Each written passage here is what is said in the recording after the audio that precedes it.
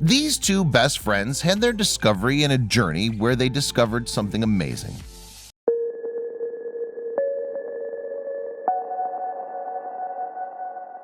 But before we start, please make sure to subscribe to Did You Know and hit the bell so you never miss an upload from us. Also, leave a like right now. Best friends is something good, but being a best friend is way better. It's stronger than any simple bond. It exists with both genders where boys and girls are the same in need of connecting and belonging. Friendships are among the most important relations you'll have in your life. The best memories and moments are probably unforgettable when you're with your best friend. Although friendships sometimes get hard, problems pop in, and things get messed up, your best friend can always be there for you by being understanding and less judgmental. It's common that relationships get strong, but listening, advising, keeping in touch, protecting them from themselves, and showing care.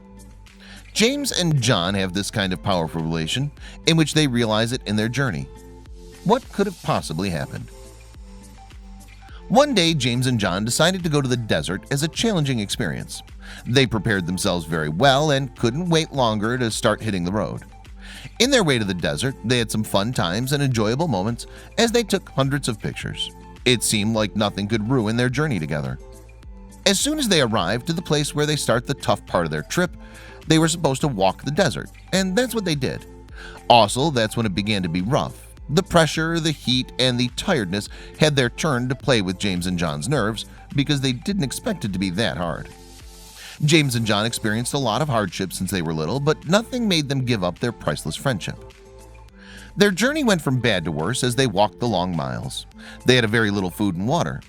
John said they must save food and water for later use, but James disagreed and asked to consume the water since he was very thirsty. They fought over water, and the fight didn't stop until John slapped his friend James.